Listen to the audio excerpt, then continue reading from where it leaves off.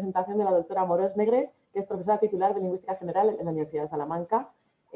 Sus áreas principales de investigación son la política y planificación lingüísticas, obviamente, por ello la invitamos hoy, especialmente por su gran reputación, y ahora os enseñaré una publicación que os vamos a recomendar: la sociolingüística, la lingüística aplicada, la adquisición y aprendizaje de lenguas extranjeras y la teoría lingüística.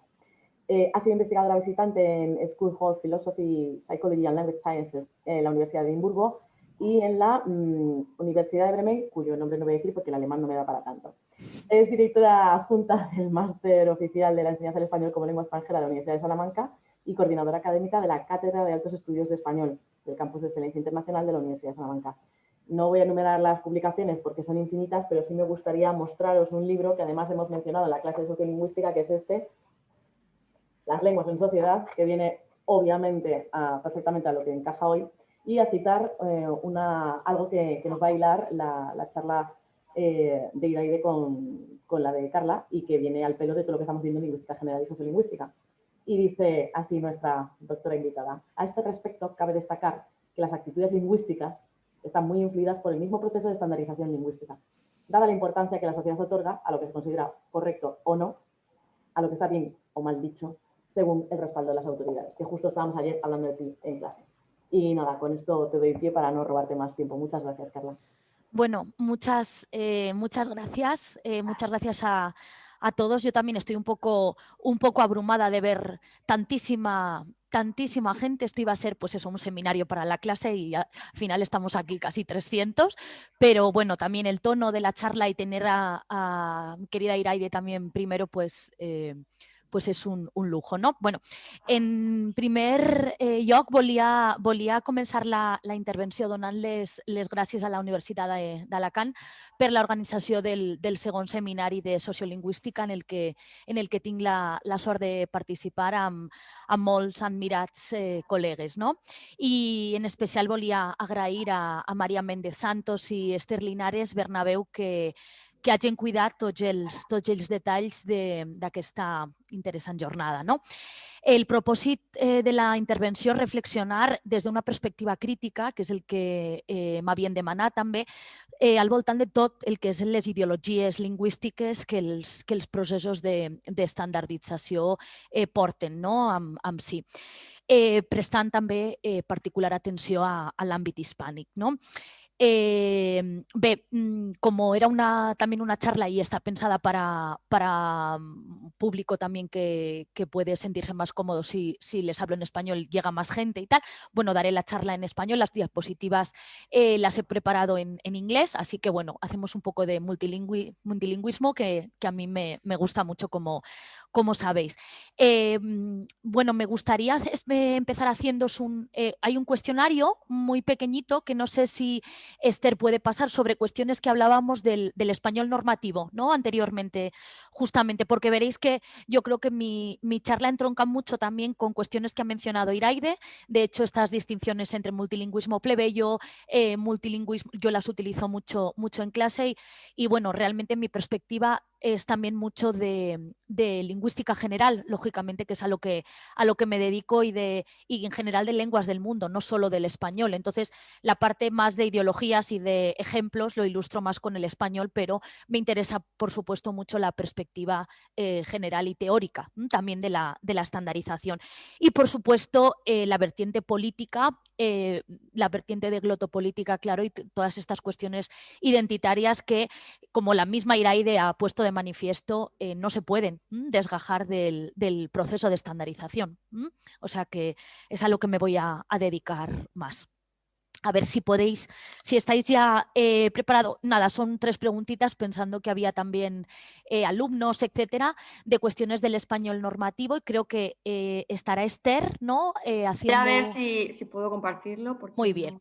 Es como una serie de votaciones para ver si se puede. Mando el enlace a ver si podéis acceder. Vale, perfecto.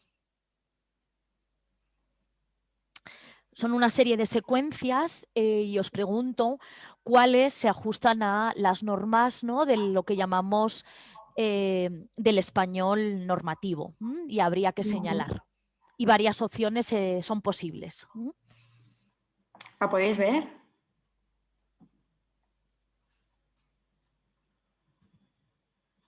Vale. Perfecto. Gracias. Ahora ya estas herramientas nos permiten hacer casi Hacemos todo. cosas. Sí, sí, sí.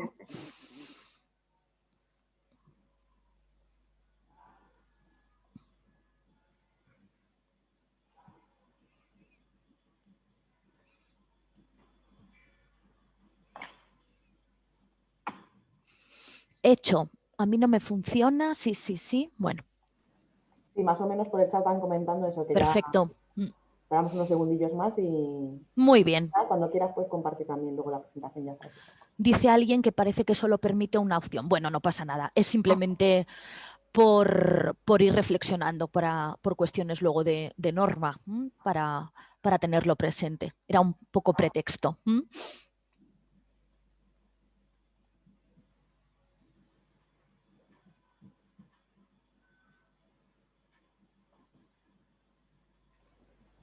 Yo creo que ya mucha gente ya ha puesto que ya está, que está ahí terminando. Igualmente, como hay cosas en las que no quiero detenerme mucho porque no quiero robar mucho tiempo, como estará grabada la sesión y luego las diapositivas, etcétera, las tendréis. No voy a detenerme mucho en citas. A mí me gusta mucho poner citas de otros autores, etcétera, porque bueno, hacemos mucho comentario también en clase, pero haré referencia a ellas, pero las tendréis para poder consultar con más calma, ¿vale? Así que si voy un poco rápido, no os preocupéis.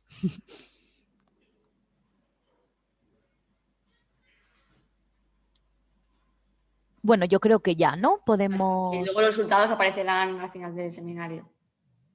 Se envían por correo. Vale, bueno, simplemente a modo de ejemplo, ¿no? Os he puesto una serie de secuencias. En el primer caso ponía que teníais que elegir qué secuencias se ajustan a las normas del español normativo, ¿no? Había puesto a Juan, lo encontré, ¿no? ¿Me oís bien?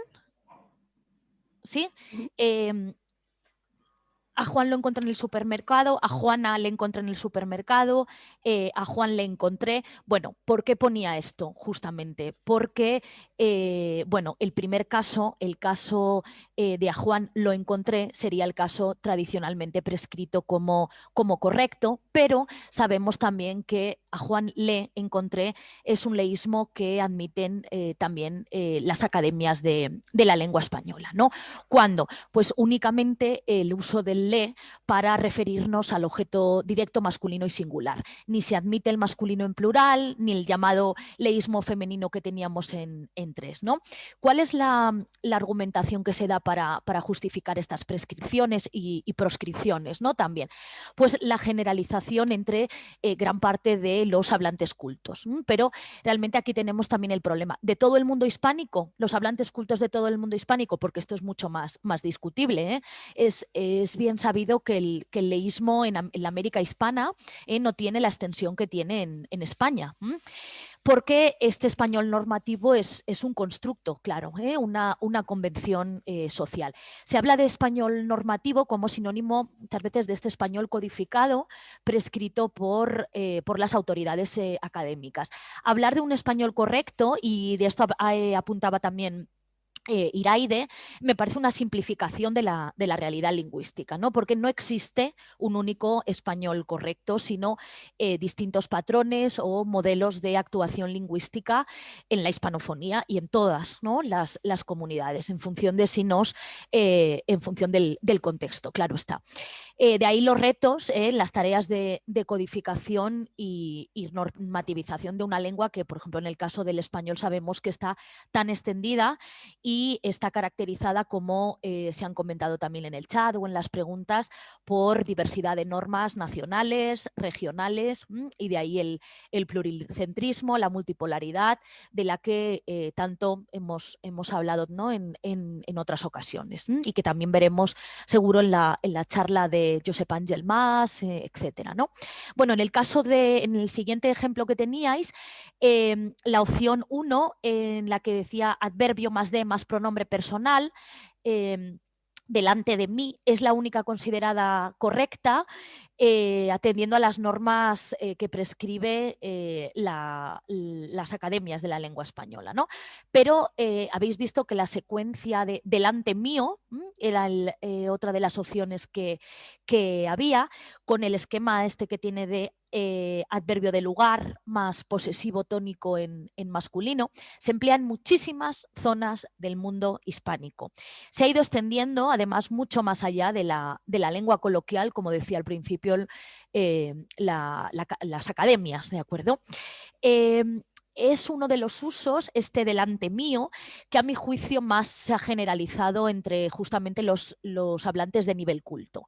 Al contrario de lo que pasaba con la última opción, delante mía, esta sí es variante estigmatizada, ¿no? en muchas regiones. Por tanto, no resultaría extraño que en pocos años secuencias del tipo delante mío se aceptaran dentro de los cánones de lo que la RAE y la SALE han convenido en definir como español estándar, y cito la expresión culta formal que hace posible que hispanohablantes de muy distintas procedencias se entiendan sin dificultad y se reconozcan miembros de una misma comunidad lingüística. Es lo que dice el panhispánico de Dudas. Así ha sucedido, por ejemplo, a propósito de la generalización del empleo del infinitivo, como sabemos, con valor imperativo para la segunda persona del plural, ¿no? El caso de iros junto a esta variante tradicionalmente recomendada, idos. Bueno, estos ejemplos simplemente solamente están para poner de manifiesto la inestabilidad de la norma, como todos sabemos, debido a su dependencia de factores claramente sociales. No se puede hablar de norma con criterios estrictamente lingüísticos. No, en el sentido, lógicamente, de norma estándar, como vamos a ver, ¿no? Vemos también el importante debate, ¿no?, que suscitan todas estas cuestiones ligadas a la normatividad lingüística entre el grueso de la población, lingüista y no lingüista, claro está. Como muchas veces ha puesto de manifiesto mi querido profesor Julio Borrego Nieto, las academias dicen ser muchas veces más notarios que jueces del idioma, pero el obstáculo es muchas veces que cuando adoptan esta postura de notarios, notarios del uso de los cultos, ¿quiénes no son los cultos? ¿Quiénes son los cultos? ¿No? Ahí también hay una cuestión que hacer cuando estábamos hablando de fenómenos que tienen distinto estatus variacional. Claro, lo habéis visto también en el caso de el regalo se los di a mis padres. El regalo se lo di a mis padres o el regalo se les di a mis padres. Claro, estoy segura de que la mayoría de vosotros habéis escogido la segunda opción. El regalo se lo di a mis padres, porque este se no tiene marca de plural, pero tiende a marcarse como tal el acusativo los en amplias zonas de América, también lo hace a veces en Canarias, y este uso de el regalo se los di a mis padres está extendiéndose a registros cultos en México, zonas del Caribe continental, zonas centroamericanas, también en el Río de la Plata, en zonas andinas. Esto lo dice muy bien al respecto la nueva gramática de la lengua española. En casos como estos, los hablantes se encuentran ante la disyuntiva de seguir bien este estándar panhispánico, ¿no?, que tenemos en el diccionario panhispánico de Dudas, la nueva gramática, esta especie de sopranorma culta común general, o bien un modelo lingüístico, una norma culta regional, nacional, más de su país o de su región correspondiente, que conforma muchas veces una suerte de lo que yo y otros autores también, siguiendo a John Joseph, conforman lo que hemos llamado una suerte de estándar implícito, ¿no?, un modelo de uso más empírico, si se quiere, no necesariamente, claro, codificado. Bien, el estándar, por tanto, es un constructo idealizado al que los hablantes nos podemos adecuar y aproximar en mayor o en menor medida, ¿no? Pero es muy propia, es una elaboración lingüística, como muy bien comentaba Iraide, muy propia de la civilización occidental y de las aculturadas a esta tradición, ¿no? Muy ligada además a todo el proceso de escrituralidad, muy útil y necesario en muchas ocasiones, qué duda cabe, para determinados propósitos. Pero desde la visión de un lingüista hay que poner de manifiesto que esto no puede llevar a pensar nunca que la lengua natural, la lengua normal que hablamos es una degeneración, una desviación de esta lengua estándar o de esta variedad. A mí también me gusta más el término variedad estándar, ¿no? Entonces, la idea mítica esta de que la ignorancia, de que la gente corriente no es capaz de seguir unas reglas lingüísticas adecuadas, es una afirmación rotundamente falsa que, como todos sabemos, desde los años 60 se ha encargado de resaltar la sociolingüística, pero sigue vigente entre gran parte de la población no lingüista. Y esto tiene enormes repercusiones sociales y lingüísticas muy negativas, ¿no? Antes hacíamos alusión a este manifiesto por la diversidad lingüística. Sigue siendo necesario seguir con manifiestos de este tipo, ¿no? Para resaltar el valor y la legitimidad de todas las lenguas y variedades. En foros como este hay que seguir, ¿no? También sobre todo dirigidos a estudiantes, poniendo de relieve que toda variedad, toda lengua, toda variedad es natural, como decía Iraidi, toda variedad que se habla o se signa, ¿de acuerdo? También no nos olvidemos de las lenguas de signos. Se adecua perfectamente a las posibilidades que ofrece la organización interna de la lengua. Es decir, toda variedad tiene reglas internas, claro que está. Pero este conocimiento de las reglas es un conocimiento procedimental, es inconsciente, no es declarativo para los hablantes, ¿de acuerdo? Y claro que tienen reglas específicas todas las variedades, pero no tienen por qué ser coincidente con las reglas codificadas explícitamente en lo que llamamos estas variedades cultivadas o estándares, ¿de acuerdo? María, sí. Perdona que te interrumpa. Que no sé si es que no estoy viendo yo No. la presentación, aún vas a compartirla ahora, ¿verdad? Ahora mismo. Vale, fenomenal. Que ahora empiezo. Creo que ahora, pero como me lo estaban diciendo con lo estaban comentando, dije yo, es que yo creo que empieza ahora a compartirlo. Empiezo ahora. Y ahora me decís si tuvierais algún problema, por favor, igual no dudéis en interrumpirme, por favor. Se ve perfectamente, ya está. Gracias. Perfecto. Bueno, pues justamente, como hemos puesto de manifiesto en otros trabajos, en norma y estandarización, etcétera, el hablante, por lo general, cuando busca asesoramiento en cuestiones normativas, espera muchas veces soluciones dicotómicas. Seguro que todos nosotros nos hemos enfrentado a la cuestión de decir, bueno, sí, pero esto está bien o está mal dicho. Es decir, presupone muchas veces la existencia de una sola opción correcta entre una serie de alternativas, como también señalan Bauman y Briggs en esta cita. No le sirven muchas veces las explicaciones gramaticales, sociolingüísticas que les proporcionamos los lingüistas descriptivos, ¿no? El público no especializado ha sido muy educado en un normativismo del tipo dites, ne dites, ¿no? Es decir, di esto, no digas lo otro. Una censura explícita que no es la que suelen practicar las gramáticas actuales, tampoco las académicas. No nos olvidemos de esto. De hecho, la academia se alejó en la nueva gramática del uso que conllevaba, del uso de este prescriptivismo directo que conllevaba el uso de la volaspa. La volaspa que sí estaba, por ejemplo, como símbolo para marcar los usos estigmatizados y no recomendados en el diccionario panhispánico. Por tanto, esta ideología de la complaint tradition, ¿no? De la que han hablado los Milroy, which requires that in language as in other matters, things should be done in the right way, tiene un claro trasfondo ideológico, muy potenciado además por el sistema educativo, etcétera. El problema es que a veces las normas del estándar se toman consciente o inconscientemente de forma errónea como el patrón evaluador general y no se reconoce que cada variedad tiene su función y su nivel de corrección y adecuación, ¿de acuerdo? Por eso en este seminario queríamos tratar en particular de cómo la estandarización influye en las creencias, en las actitudes, ¿no?, de la población en torno a la naturaleza, pero también al valor que se les confiere a las lenguas, a las variedades y a sus respectivos hablantes. Crucial para la noción de ideologías es su condición de verdades aparentemente hegemónicas interiorizadas, que sirven además a los intereses de un grupo privilegiado. La existencia de una distinción entre actitudes o ideologías más abiertas, más directas y conscientes frente a otras actitudes e ideologías más encubiertas o inconscientes ha sido ampliamente atestiguada en los estudios psicolingüísticos y sociolingüísticos, ¿no?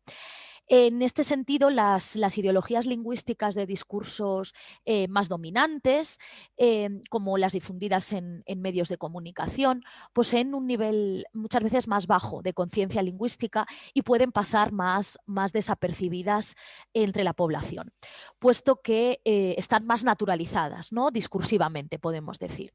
Para explorarlas necesitamos ir muchas veces más allá de las opiniones manifestadas abiertamente y acceder a lo que se llaman evaluaciones inconscientes.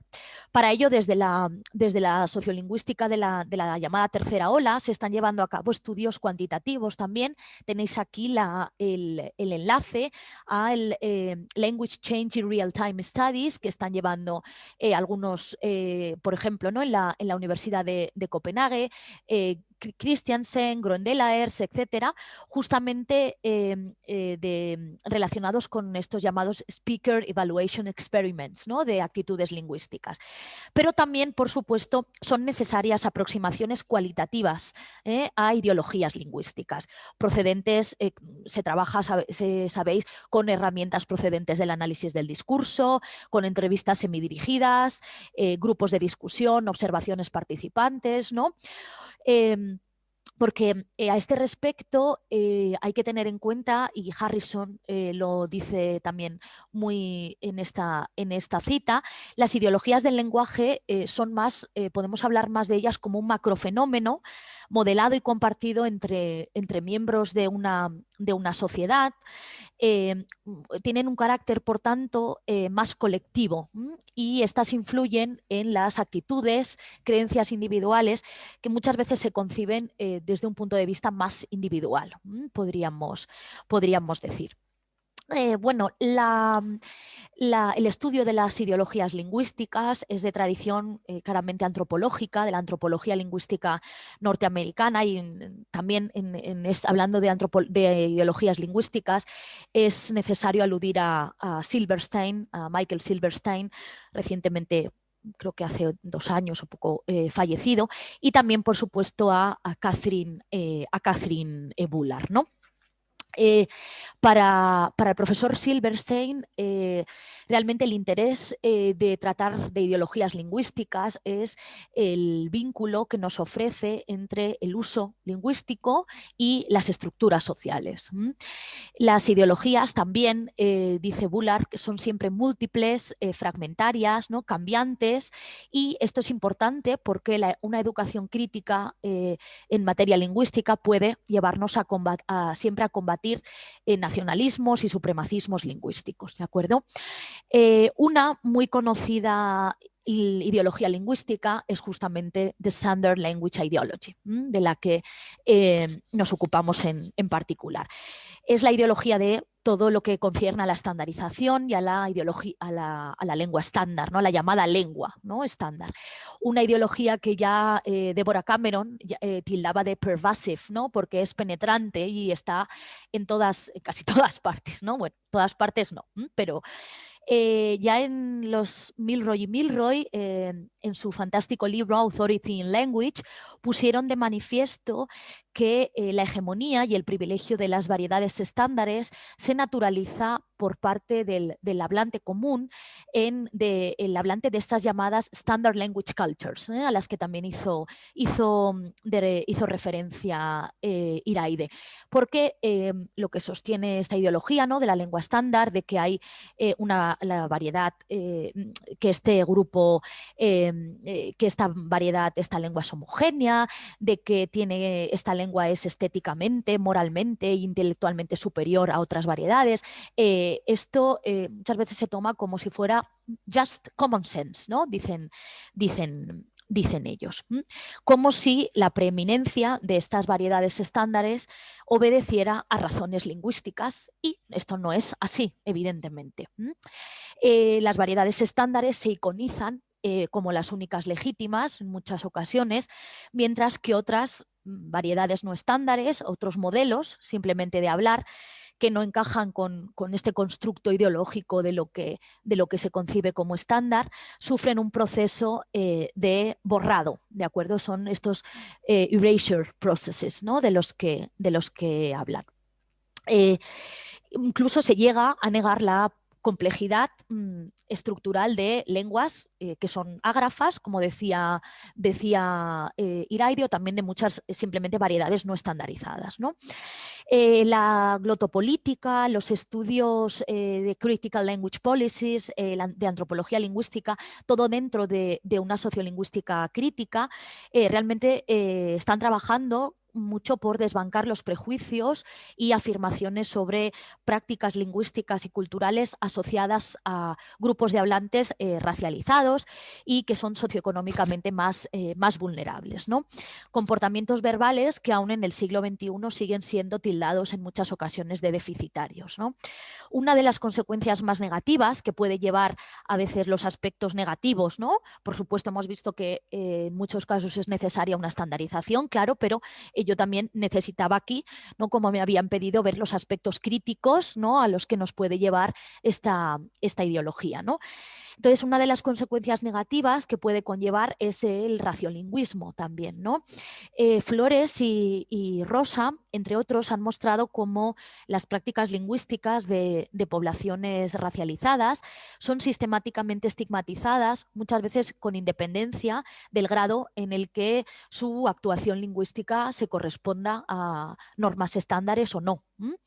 Lo vemos muy bien en muchos titulares de prensa, en muchos medios también, como el que os traigo aquí, en que en medios como la Fox criticaban como Ocasio-Cortez, política, sabéis, en Estados Unidos, ¿no? Cómo pronunciaba su propio nombre, ¿no? Sabéis que es de ascendencia, ¿no? Es latina, y como una de las presentadoras decía, you know, she does the Latina thing, she does her Anastasio Ocasio-Cortez, using an exaggerated air accent, ¿de acuerdo? Os remito también a una entrevista con José del Valle, justamente hablando de esta racialización del español en Estados Unidos. También podéis acceder a ella con más tiempo. Bueno, otros casos, como, ¿no?, os muestro aquí, speaking black dialect in card rooms can have striking consequences, como el desconocimiento de las normas de otras variedades, en este caso el Black English, ¿no?, vernacular. El inglés afroamericano puede llevar a errores en la transcripción de las declaraciones de estos hablantes y por parte de muchos funcionarios, ¿no? Y las consecuencias en procesos judiciales pues, pueden ser claramente nefastas, porque transcriben lo contrario de lo que a veces están diciendo si no conoces lógicamente las normas de estas variedades, ¿no? Otro ejemplo muy cercano, que he estudiado muy bien Igor Rodríguez Iglesias en su reciente tesis doctoral sobre la lógica de la inferiorización de las variedades lingüísticas no dominantes, es precisamente el que rodea a los hablantes de andaluz, que lo tenemos muy, muy cercano. Un raciolingüismo, dice él, que hemos visto en programas de comunicación, en redes sociales, opiniones de políticos, etcétera, ¿no? Y que ha llevado, lógicamente, a campañas de reivindicación de la riqueza y la legitimidad de las hablas andaluzas, ¿no? El hablo andaluz, etcétera, etcétera, ¿no? Que hemos visto mucho. A raíz de las críticas de que fue objeto, por ejemplo, la ministra andaluza María Jesús Montero, mi colega Elena Méndez, del Grupo de Investigación de la Universidad de Sevilla, El español hablado en Andalucía, ha llamado la atención sobre la falta de fundamento y concreción que se observa en estas acusaciones, ¿no?, de, por ejemplo, vulgaridad y bajonería expresiva, ¿no?, como se ha dicho. Ya se pregunta, sí, porque realmente vemos que María Jesús Montero elabora una sintaxis elaborada, un discurso bastante bien estructurado y cohesionado, sin duda. Entonces, se pregunta si, por tanto, estamos hablando de una cuestión de pronunciación, el seseo, las aspiraciones, las pérdidas de sonidos consonánticos a final de palabra, como en sentenciado o en algunos sustantivos, diputados, ¿no?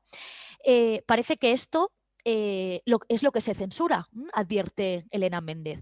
Pero Juan Carlos I también decía: me he equivocado, no lo volveré a hacer, y nadie parecía reparar en tan monárquica y habitual pronunciación, ¿verdad que sí? Bueno, otra, esta polémica también vino mucho, como saben, por algunas opiniones de, por ejemplo, aquí tenemos a Arturo Pérez Reverte en muchos de sus conocidos tweets, ¿no?, que siempre suscitan mucha polémica, justamente haciendo alusión a este flaco servicio, ¿no?, dice Elena Méndez, que le hace a ese pluricentrismo y al panhispanismo lingüístico con estas críticas, ¿no?, que muestra en sus tweets. El criticador, ¿no?, como decía aquí Elena. Bien, bueno, paso entonces a ver otra consecuencia directa que está íntimamente relacionado con el estudio de la estandarización, y es sin duda las actitudes prescriptivas y puristas, como vemos en muchos tweets, etcétera, ligadas al tópico de la degeneración y de la corrupción lingüística, ¿no? Indudablemente la estandarización potencia la concepción prescriptiva y también monolítica de las lenguas, ¿no? Estos conceptos de proper language, del bon usage francés, están íntimamente relacionados con la emergencia de un estándar y contribuyen a la jerarquización lingüística y social de los hablantes. Son varios los sociolingüistas, Iraide habló de Trudgill, pero también Magleston, Hope, tenéis aquí muchos, Milroy, Tiken von van Ostade, que han puesto de manifiesto cómo la ideología del prescriptivismo y del purismo tienen mucho que ver con los procesos de estandarización. Una labor que, como sabéis, se fortaleció, se formalizó en los siglos XVII y XVIII en mayor medida, porque fue cuando la aceptación de un estándar escrito se institucionalizó en mayor medida, ¿no? Y esta idea del hablar bien, del talking proper, se convirtió en un símbolo de distinción social. Existen, sin embargo, y esto hay que saberlo, otras ecologías lingüísticas, no tan a las que estamos acostumbrados occidentales, en las que, por supuesto, existen lenguas cultivadas también para propósitos rituales, para propósitos religiosos, aunque no se trata de variedades estándares, ¿no? Y son ecologías en las que el multilingüismo y en las que la hibridación lingüística están mucho más normalizados que muchas veces en las nuestras europeas, ¿no? Susan Gall, por ejemplo, decía: outside of standardized regimes, the notion of correctness is very rare. En el sentido de que sí que existen, por supuesto, una serie de repertorios lingüísticos que se consideran más o menos apropiados para el contexto o efectivos para un determinado propósito comunicativo, porque evidentemente, esto lo dijo ya John Joseph, con el que yo tuve la suerte de hacer una de mis estancias de doctorado, los juicios de cualidad lingüística y estas afirmaciones sobre la calidad, la evaluación lingüística, los juicios de valor, existen en todas las sociedades del mundo. Pero lo que no existen en todas las sociedades del mundo son lenguas estándares. Claro, claro está. Yo, por ejemplo, me he referido en general al fenómeno prescriptivo, a que la prescripción es un universal, juzgar las conductas lingüísticas, ¿no? El carácter no valorativo del uso lingüístico, como tenéis aquí también en palabras de Deborah Cameron o de Haas, ¿no? También, prescription is an integral part of the life of a language, ¿no? En lo que sí estamos de acuerdo, los que hemos hablado de prescriptivismo o normatividad, es en separarlo de esa doctrina del prescriptivismo, ¿no? Ese prescriptivism, ¿no? José del Valle y otros autores han puesto muy de relieve justamente que no se debe confundir la normatividad, esta normativity a que aquí aludimos, o ese carácter, ese fenómeno general prescriptivo, con el prescriptivismo, si se quiere, porque este último es una práctica metalingüística que de manera explícita pretende imponer unos usos frente a otros. Es solo una de las múltiples formas en las que se puede manifestar la normatividad. Cuando Iraide al final también ha seleccionado este Routledge, este Cambridge Handbook, que saldrá ya próximamente a finales, mayo, junio ya, o sea, está a punto de salir este Cambridge Handbook on Language Standardization, editado por Wendy Ayres Bennett y por el profesor también, por la profesora Wendy Ayres Bennett y el profesor John Bellamy, y que son grandes especialistas en cuestión de prescripción, de estandarización del ámbito de la lengua inglesa, también francesa, ¿de acuerdo? Y aquí, sin duda, tendremos artículos que iluminarán muchas de las cuestiones que hoy estamos debatiendo, ¿no? Bien, también quería aludir a un proyecto que se está llevando a cabo en Europa y con el que un grupo de profesores de diferentes universidades españolas, entre ellas me incluyo yo, pero está el profesor Joan Costa, Enric Monteagudo, Miquel Ángel Pradilla, Miren Azcárate, etcétera. También colaboramos, estamos en contacto, y es Standard Language Ideology in Contemporary Europe, dirigido por el profesor Tore Christiansen de la Universidad de Copenhague y financiado por la Nordic Research Foundation for the Human and Social Sciences. Bien, este grupo SLICE cuenta con investigadores de Estados Unidos y de 14 o más países europeos, y creo que es muy interesante lo que se propone, que es justamente esa investigación en cómo las diferentes comunidades, cómo las diferentes sociedades y grupos lingüísticos se adhieren a esta ideología de la lengua estándar, al prescriptivismo, y cómo esto se está modificando. Justamente estamos hablando ahora mucho de procesos de desestandarización en la modernidad tardía, si está habiendo procesos de demotización y de reorganización de la normatividad con elementos más de variedades más coloquiales, si se quiere, o más podemos decir, características de la oralidad que están pasando a la lengua estándar escrita, etcétera, etcétera, ¿no? Y esto es muy interesante verlo en un plano también comparado de diferentes lenguas europeas, ¿no? Y estas standard language cultures, ¿no?, que decimos. Bien, también quería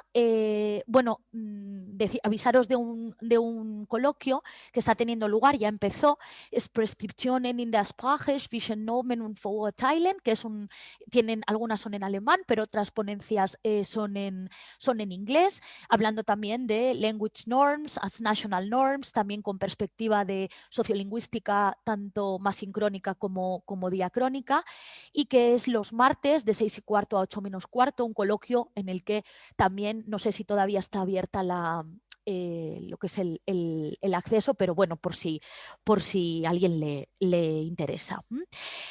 Otro panel, y aquí hacemos un poco de propaganda, tanto Enrique Monteagudo como yo, es el European Standard Language Culture, justamente esta idea de la estandarología comparada, cómo son los estándares, qué características comparten algunos estándares y otros no, etcétera, etcétera. Todos estos theoretical and methodological challenges que nos plantea la estandarología y a la que trataremos de dar un poco respuesta en el próximo congreso de ICLABE, que se celebrará en Viena, que ha sido, claro, por cuestiones de la pandemia, pospuesto hasta el 2022. Pero os invito a que si alguien está interesado en asistir, ¿vale?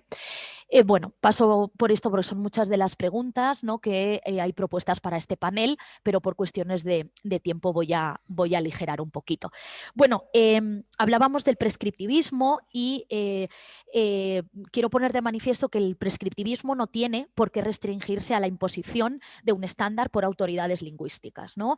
Como las academias, ¿no? En el mundo hispánico, pero indudablemente son las normas que se prescriben de manera formalizada, de una manera más o menos explícita, las que adquieren un mayor alcance, un mayor impacto social y que tienen más implicaciones políticas y económicas, indudablemente. Sin embargo, vale también la pena estudiar este denominado grassroots o bottom-up prescriptivism, ¿no?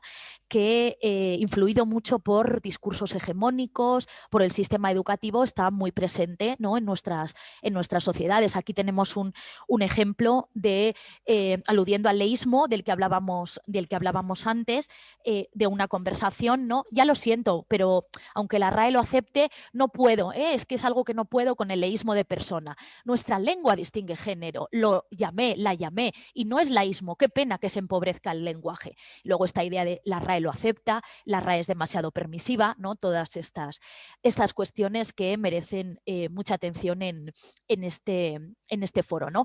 Y yo, como estoy en Salamanca, pues me ha hecho mucha gracia lo del no os acerquéis por Salamanca. Si no entendemos lo que nos estáis diciendo, preguntaremos lo que, etcétera, ¿vale? Así que, bueno, podemos hablar de estas cuestiones también más adelante.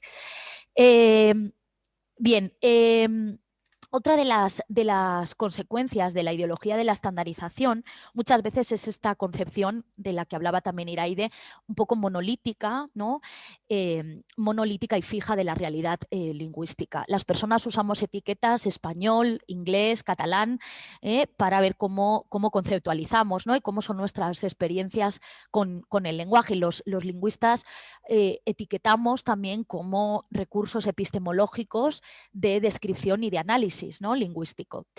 Los límites de las lenguas existen muchas veces como constructos mentales, ¿no? También para los hablantes, pero sabemos que lingüísticamente y cognitivamente, de esto sabe Iraide y no yo, sabemos que los límites son porosos, ¿de acuerdo?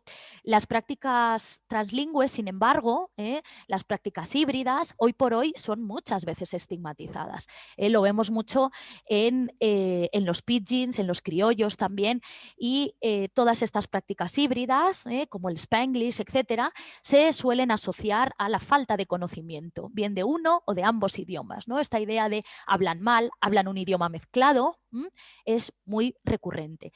Y los lingüistas a este respecto tenemos que seguir insistiendo, como hacemos en nuestras clases, en que la hibridación, la mezcla de lenguas no es arbitraria, ¿de acuerdo? Sino que sigue las reglas de los sistemas de las lenguas implicadas, ¿de acuerdo? Y esto es importante. Esta visión de que las lenguas son entidades autónomas y discretas, separadas, ¿no? Está muy influenciada, ¿no? por esta idea de que existe un estándar escrito, ¿no? normativizado. Y esto fue muy propio de toda la época, ¿no? de la modernidad europea, ¿no? Sin embargo, como apunta también Joan Pujolar, esta idea de las languages, ¿no? as bounded systems represented by the standard varieties es también una idea que sigue siendo dominante todavía en estas sociedades que llamamos, ¿no? postindustriales, ¿no? Martín Rojo, Mónica Heller o también Alfonso del Percio han hablado mucho de que esta concepción de las lenguas como marketable commodities, ¿no? esta comodificación lingüística que se llama, en las cuales ha alimentado mucho esta idea de que, claro, de que lo que tiene valor en el mercado es ese prestige multilingualism del que hablaba Jaspers también, es el multilingüismo en variedades estándares, no en las variedades, que podemos decir más vernáculas.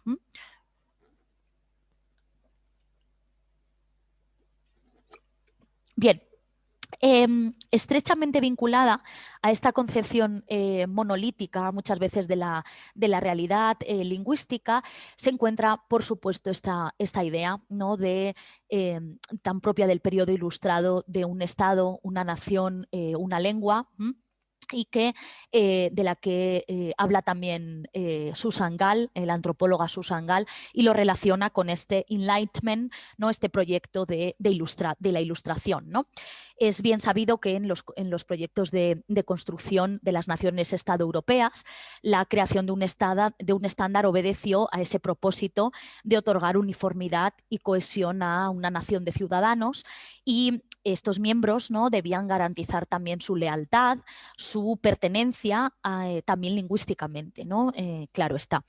La lengua estándar fue un símbolo más de todo un entramado, ¿no?, cultural que potenciaba en el imaginario colectivo la idea de pertenencia a una misma y homogénea comunidad político, económica y también sociocultural, ¿no? La estandarización es un proceso fuertemente ligado a la escrituralidad, ¿no? Entonces, esto también nos tiene que hacer pensar que la misma ciencia lingüística en ocasiones tampoco ha podido escapar a este sesgo scriptista, ¿no?, a este grafocentrismo del que habla también el profesor Moreno Cabrera, como hemos hablado, ¿no?, al que habéis citado anteriormente. Como ha advertido también James Milroy, este grafocentrismo se observa cuando el concepto de estándar, que es un concepto eurocéntrico que se puede aplicar en otras ecologías lingüísticas, claro está, pero cuando lo tomamos como base, como referencia para todo, para toda variable sociolingüística. También se ve este grafocentrismo cuando se juzgan muchas veces las manifestaciones de la lengua oral con los patrones de los códigos escritos, ¿no?, con los cánones a los que estamos acostumbrados en las producciones escritas más formales, ¿no? Y en otra cuestión que bueno, ya se va mucho más allá del tema, pero son cuestiones a las que apuntaba también Iraide y tienen que ver con el multilingüismo, es cómo también la propia sociolingüística y la lingüística aplicada están realmente redefiniendo mucho cuáles algunos conceptos y también los planteamientos, ¿no? ¿Por qué? Porque se ha hablado también de este native monolingual speaker bias, ¿no? En el sentido de que lingüistas como Goethe, Zenoth, Larsen Freeman, Heikison, Lourdes Ortega, Antonella Sorache, etcétera, en su consideración de las lenguas, sobre todo como sistemas adaptativos complejos, llevaron a cabo creo que fue en el 2016, un artículo de posicionamiento, ¿no?, que se llama, en el que ponían de relieve la necesidad de cambiar el centro de atención del monolingüe idealizado que ha aprendido y domina, ¿no?, esta variedad estándar, al hablante y al aprendiente real de diferentes lenguas, ¿no?, de variedades, de repertorios en general. Esta idea de las lenguas como recursos semióticos, como repertorios, puede ayudar mucho, en mi opinión, a resaltar justamente esta naturaleza dinámica, ¿no?, del aprendizaje y del conocimiento lingüístico. Hace muy pocos días tuve la suerte de charlar con el profesor Moreno Cabrera en una especie de entrevista que hacemos también desde la Cátedra de Altos Estudios del Español y desde el Centro Internacional del Español. Enseguida, bueno, les pasaré a María y a Esther el link para que podáis verla, porque se tratan muchas cuestiones de las que hablamos aquí. Como sabéis, el profesor Moreno Cabrera es un gran especialista en todas estas cuestiones y justamente hablábamos de esta concepción de estándar como construcción sociocognitiva de una forma particular de lengua, de una forma particular de lengua cultivada, que no es la única, pero ¿qué se hace? ¿Cómo? Pues a partir de algunos aspectos, no de todos, de las lenguas naturales, de cualquier variedad que se habla, por un proceso de normativización y normalización lingüísticas, ¿no? Los estándares son una muestra de esta elaboración del cultivo de la lengua que hablamos, natural, para convertirla en lo que ya Dante, ¿no?, llamaba la lengua gramatical, la lengua artificial. Así lo explica Juan Carlos Moreno en este tratado didáctico y crítico, ¿no?, de lingüística general que os recomiendo también. Aquí tenemos a Dante, pero también recordada a Nebrija, que seguro que lo estudiáis también todos, con poner el castellano debajo de arte, también. Pues bien, en la emergencia de todo estándar del español, pero del catalán, del euskera, han intervenido variables sociohistóricas, políticas y económicas, indudablemente. Y hemos visto cómo, además, son las élites culturales, políticas, económicas, las que tienen además el privilegio de determinar cuáles son estos modelos lingüísticos, ¿verdad? Bien, por tanto, lo que no tiene sentido decir es, como dice Juan Carlos Moreno en Cuestiones clave de la lingüística, que la gente corriente habla mal una lengua de forma espontánea, lo que lo puede hablar mal o no adecuarse, ¿no?, a las leyes, a los cánones que marcan estas lenguas cultas o estas variedades formales, ¿no? Una lengua culta, toda forma culta ha de aprenderse a partir de un estudio continuado y consciente. Claro, las variedades estándares no son nunca las variedades nativas vernáculas.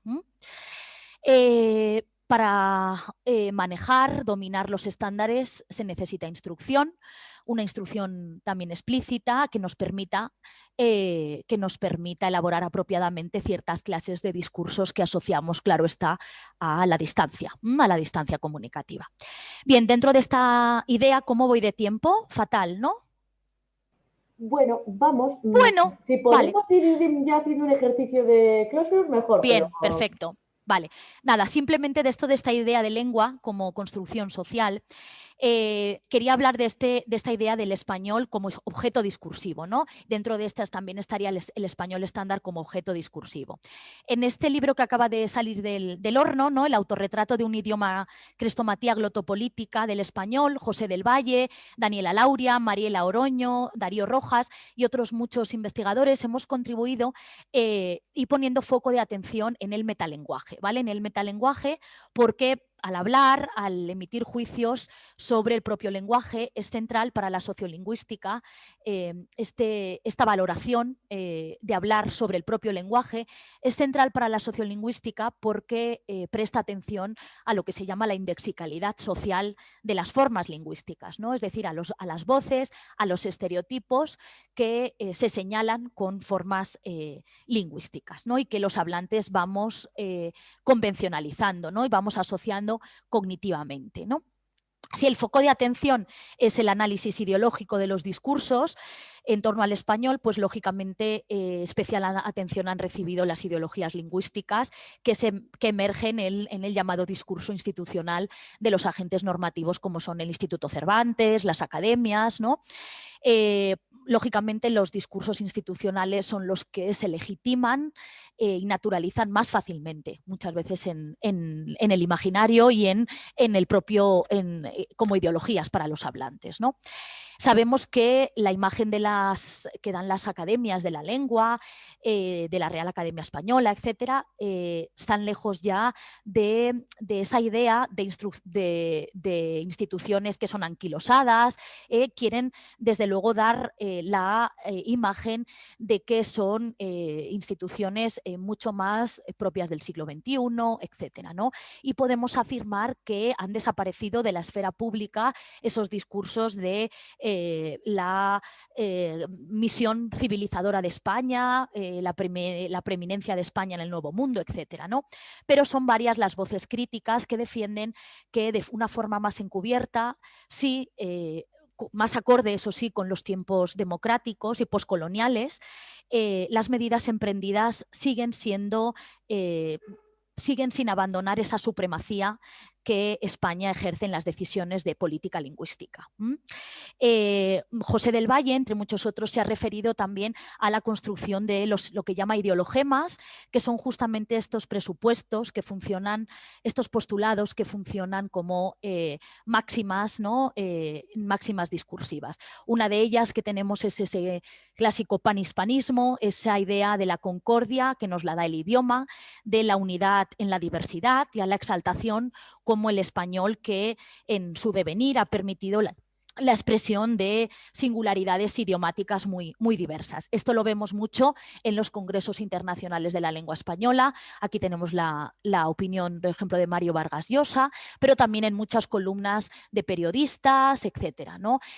También está reflejado en la nueva política lingüística panhispánica, que es un documento de la propia Real Academia Española, como tenéis.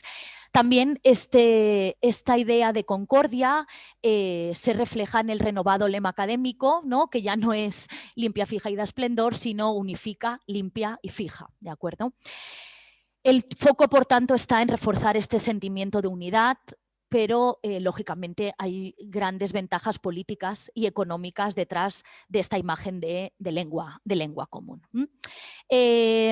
Me gustaría también hablar de esta idea del mestizaje, que aparece también mucho. La idea de que el español es una lengua mestiza, ¿de acuerdo?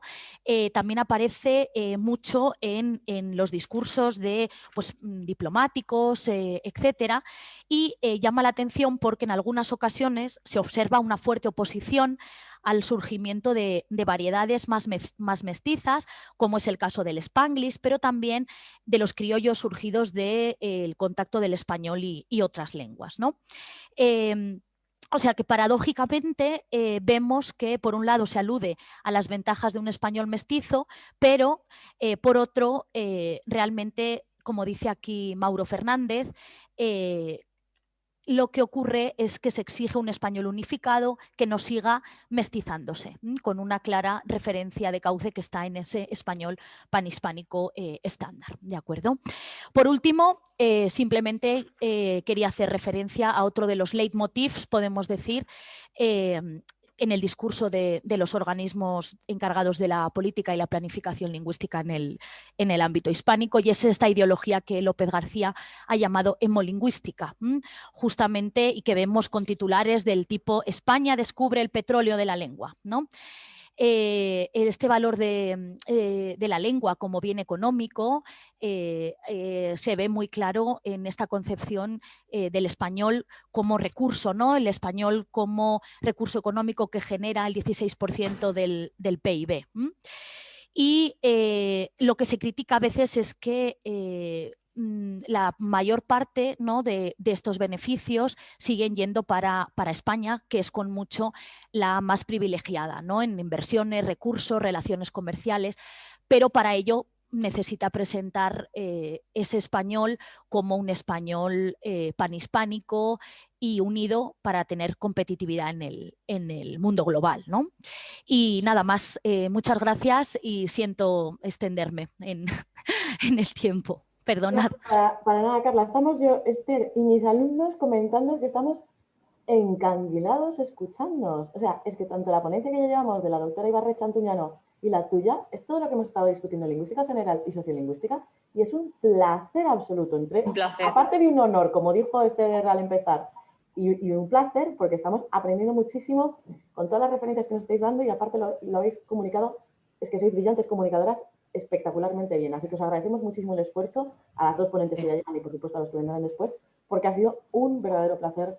Bueno, yo, vamos, estoy muy agradecida de foros como estos, y además, sobre todo, justamente el otro día hablaba con el profesor, ¿no?, con Moreno Cabrera, de que este tipo de foros en el que además pues participan especialistas, pero también muchos estudiantes, creo que es la base, ¿no?, para una educación lingüística más crítica, más reflexiva, y para, claro, alumnos de lingüística general, de sociolingüística, pues viene muy bien. Yo no sé si por cuestiones de preguntas vamos fatal. Yo, vamos, si alguien quiere enviarme todas las preguntas, vale, a carlita@usal.es, yo las contesto con mucho gusto. Sí. Ahora ponemos rápidamente, te hago un par de comentarios sobre lo que han Perfecto. dicho. Sobre lo del Spanglish en Estados Unidos y el español ya lo has mencionado, con lo cual podemos un poco obviar esa parte para centrarnos en un par de ellas. Y es, profesora Carla, a partir de sus lecturas sobre la estandarización, ¿se podría otorgar el título de lengua franca al español?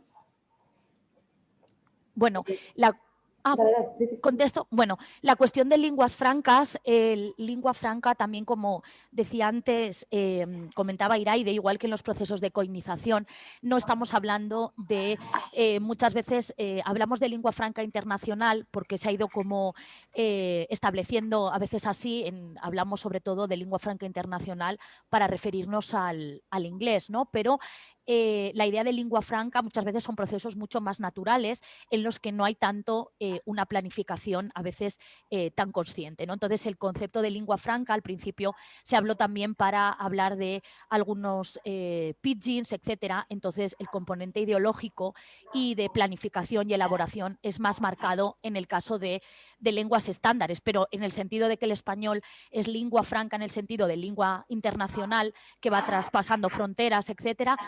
Sí, no lo es al modo del inglés, pero evidentemente es una lengua que se habla por muchos millones de personas, eso está claro. Muchas gracias, Carla. Te hago 2 preguntitas más y las otras te las puedo mandar por email porque me las Por he supuesto. y te lo puedo reenviar y si quieres las puedes ir contentando por el chat para que no se nos pierdan. Muy bien. Dice, bueno, ya me perdonaréis la pronunciación. Bon dia. Em crida l'atenció la insistència de l'estàndard únicament per l'escriptura. Com a estudiante de filologia catalana, incloem força l'oralitat quan estudiem l'estàndard. És així en altres llengües i s'ha construeix en aquest sentit diferent. Perdona. Sí. Igual no se ha entendido nada.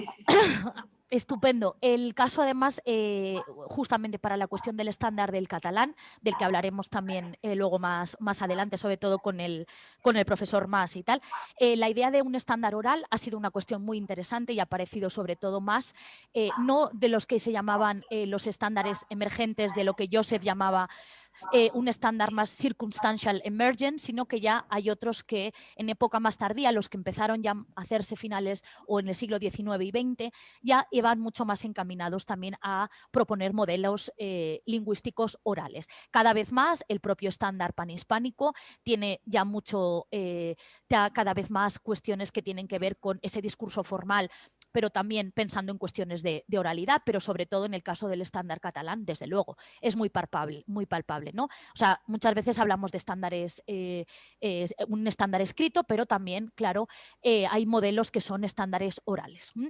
Muchos de ellos se han oralizado, ¿no? O se ha propuesto un modelo de estándar oral a partir de uno escrito, pero a veces también ha sido al revés. Muchísimas gracias. Vamos a dejarlo aquí para no seguir demorándonos, pero las preguntas que estaban en el chat te las acabo de pasar por email. Genial, y perfecto. luego hay unas en la cuestionarios y preguntas de aquí de respuestas, pero ya las tienes ahí, las podrás ver y ir contestando con tranquilidad según tú consideres oportuno. Muy bien, pues estupendo. Tengo muchísimo y a todos los participantes ya nos perdonaréis el retraso y que no nos dé tiempo a contestar todas las preguntas, pero entenderéis que claro, que podríamos estar aquí enzarzadas una semana, porque bueno, gusta el tema, pues nada, sin parar estaríamos, ¿no? A la noche. Muchas gracias. A la noche, casi vamos a acabar así.